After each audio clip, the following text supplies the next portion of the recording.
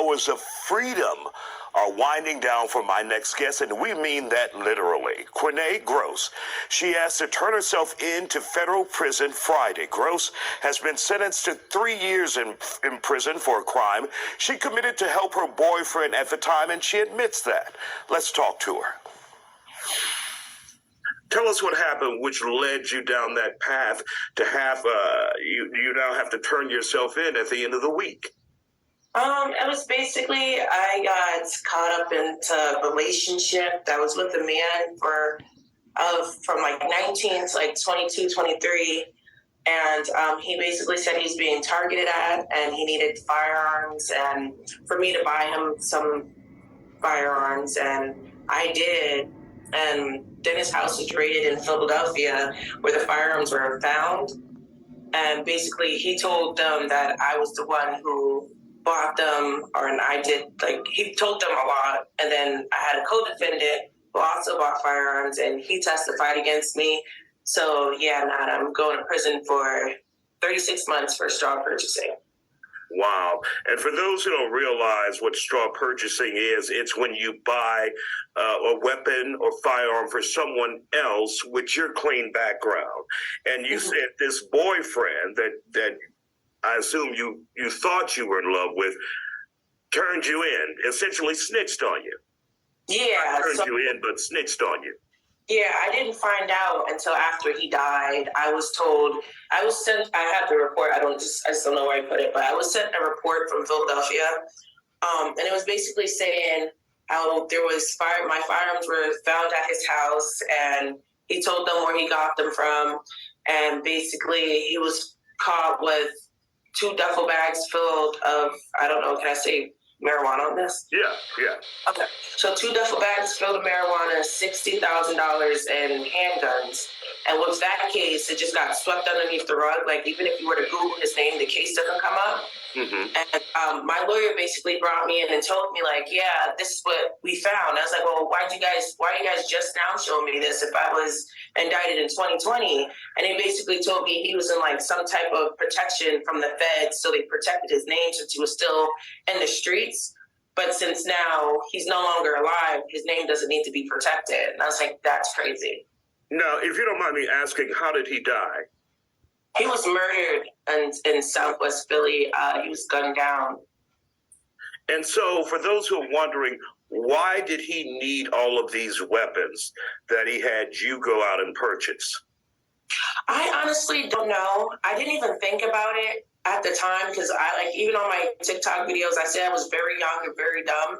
I was just sitting there and trying to show him, like, I'll do whatever it takes for you to love me. So I never really asked. I just did what he asked me to do to show him, like, I'm here for you. But it wasn't really reciprocated.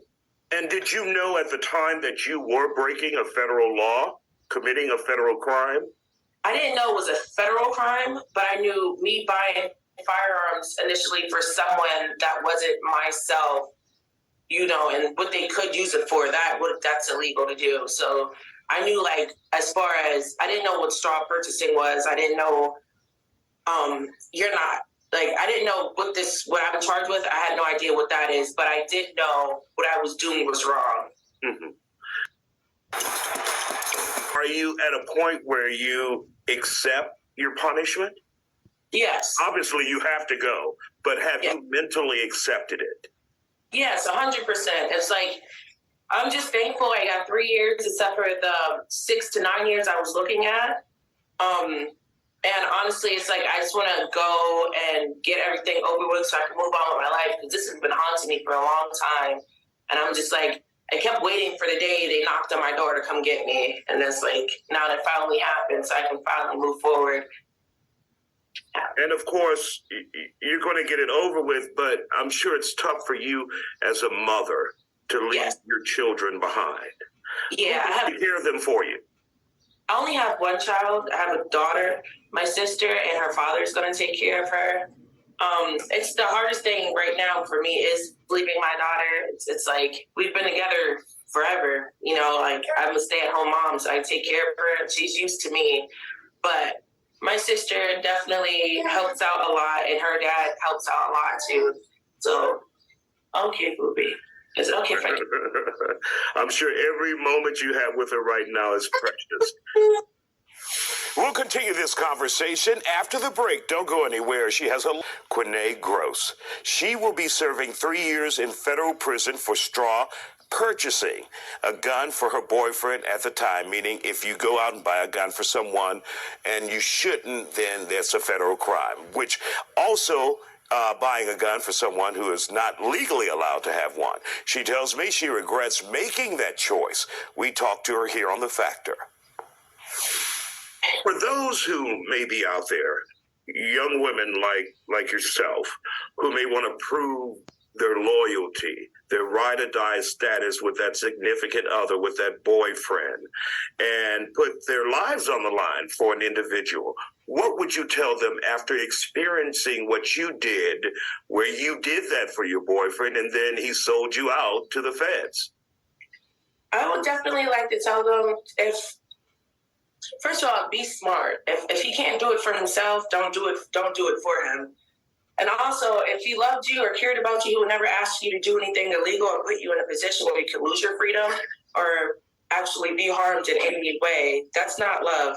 The struggle love that I was raised on, watching my mom and my dad, like, that's not normal. That's not love. And for young women to find themselves and love themselves so they're not out there looking for love in the wrong places like I was. And what do you think, if you had that good example at home with your mom and dad, what do you think led you down this path to this guy? Honestly, I feel like I was such a good girl gone bad. It was like I was in college, I played basketball, I ran track, I did everything that I was supposed to do. And then I found like this guy who was rough around the edges, and it's like I wanted that excitement in my life because I was so bored with being such a good girl. Like I wanted to have the experience of saying like I've been with someone who's in the streets, because I've never been in the streets. But I've seen my dad, you know, he tried to like shelter us from that lifestyle, but it was like at the same time, that was our lifestyle. So it definitely starts from home and the environment we grow up in. But it's like our job to break generational curses. Like we can't keep doing the same things we've seen our parents doing, because it's not okay. Mm-hmm. And so there's something true to the saying that many good girls out there are attracted to the bad boys. It's that excitement you're looking for. Yes. Yes. And like, it's crazy because my whole life went downhill when I met him. It was just like. And did you see it? Did you have like an outer body experience where you see your life going out of control, but you can't do anything about it because you're in the process and you're stuck? Yeah, it's crazy because it's like I kept seeing it and I'm just like, why am I still here? Why am I still putting up with this? What is going on? I couldn't stop. It was like a thrill or something. Like I was like, I don't know it felt like he was my drug. Like I was just addicted to it, and I couldn't get away from him even if I tried, because he would find me. Okay, booby. He would find me wherever I went. It wasn't like I'd be like, okay, I'm blocking you. I'm moving. I don't want to be with you. The house I'm in now, he showed up at my front door, and this is years later. So it was like, it's definitely a hard thing to do, or a hard thing to say. Like I wouldn't do it again. No, I wouldn't do it again. I would never do this again. But if I was younger, I might have. But now, no. And if he had survived and was still alive today, do you think you would have found some weakness in you and went back to him if he would have asked you to come back, even knowing that he turned over on you to the feds? No, I would never go back to him. Even when I was pregnant with my daughter, he would call my phone and beg me to come back. And after I had my daughter, he'd beg me to be with him. I would never. Once I experienced it, I experienced it. I already know I know who he is as a person, and that's like something I can't accept. Like the other females, the abuse, the alcoholism, the pills. It was just too much. I cannot accept that. Me as a woman I am today. I do not see myself being able to think, oh, yeah, we can be married and have kids like I did when I was 19 years old, 21 years old. but now you're turning yourself in at the end of the week, 36 months. What's the first thing you're going to do when you get out? Kiss my daughter, hug my daughter. I'm probably going to cry a lot. I know I'm going to cry when I get in there. I'm going to definitely try to share my story a lot with younger females, like especially younger Black women. I really want them to know, like, if a man loves you, he will never put you in any harm's way. Like, this is not love. And the struggle love that we see, like, off of Power, like Bonnie and Claude and everything, that does not exist. It's fictional. It's not a good thing that females, especially younger females, think it's okay to be a ride or die or to stand beside a man and he just drags you through the mud and you think, oh, I'm still stand beside him because this is love. It's not. So I'm going to try my hardest to advocate for younger females to not be in my situation. Don't be in my shoes. Be better than me. Don't be like me. Because this was the worst mistake of my life. There you go. Crenée Gross, thank you for joining us and sharing your story here on The Factor Uncensored. And, of course, we wish you and your baby the best. To you now about something that is a huge part of the problem. And that huge part of the problem is straw purchases. It's people who are able to buy guns legally, purchasing those guns, and then turning around and selling them to those who cannot buy them, to people who have felonies or who otherwise are not permitted. Simply put, they are very often selling them to criminals. Because who else with a significant criminal record is so eager to get a hold of a gun? Our CARES team responded to 11 families over the last week, giving advocacy, support, referral services to gun violence victims. And one of the reasons they had to do it is because some people think it's okay to just keep buying guns legally and selling them illegally. They think they're going to get away with it. Well, no, you're not. If you think the way to dig up a little extra holiday money is to buy a gun for X and sell it for more than X, no, you're not. And we are here to talk about exactly how, if you engage in that kind of behavior, just like Tyrone Patterson, you're going to get taken down. And you're not just going to end up prosecuted. You're not just going to end up convicted. You are going to end up permanently marked with a felony, losing your job, doing jail time, being separated from your family. And that's exactly what you should get, simply put.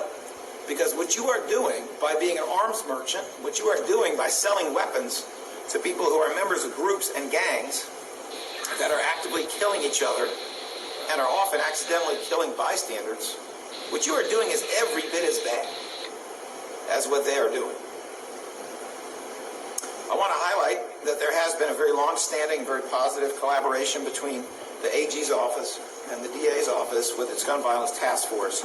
We will have remarks in a moment from Bill Fritzy, who works with the DA's offices and is the chief of our gun violence task force. We give the lawyers, the AG's office gives the agents. And it works that way partly because the agents can roam. They can be in Philly, but they can also be outside of Philly at the gun show in Oaks, or they can be in other counties because they are statewide. But it is a close collaboration. It's a very capable collaboration. And it's done with people such as Pat Mangold, who is an agent in charge of many other agents there who are very, very familiar with Philadelphia. Pat Mangold was actually a Philadelphia police officer, a Philadelphia homicide detective for many years. April 15th, 2021, this year, agents from the Attorney General's office as well as state and federal partners executed arrest warrants in relation to the grand jury investigation into South Philadelphia gang violence. At that time, at one of the residents of Hanif Wilkins, who was arrested in connection to a homicide, agents recovered a semi-automatic pistol. As a result of that investigation into the pistol, it came back to a buyer by the name of Tyrone Patterson.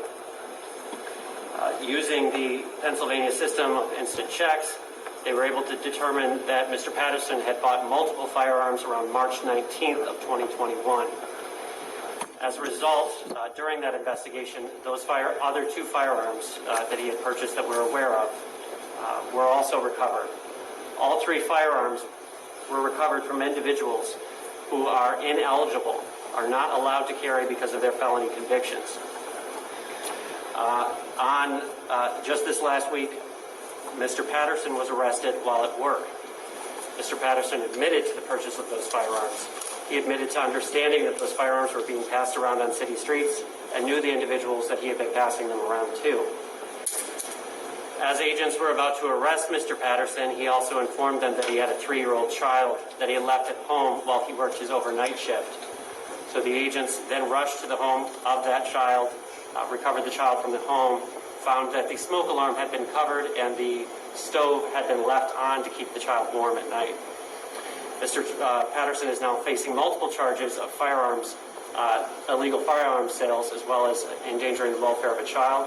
He's being held on $1.5 million bail, and he will be awaiting a preliminary hearing next week. Purchasing a gun for someone who isn't legally able to carry one is a crime that leads to shootings and murders, which is what occurred in this case. All 3 weapons straw purchased by Mr. Patterson went directly into the hands of violent criminals, including a member of the 31st Street gang charged with murder. Thanks to our track and trace initiative, the electronic record of sale from the gun store was immediately available and helped us find the straw purchaser and other crime guns. People need to know our gun violence task force is working overtime to follow up on these leads and holding straw purchasers accountable to the fullest extent of the law, unquote.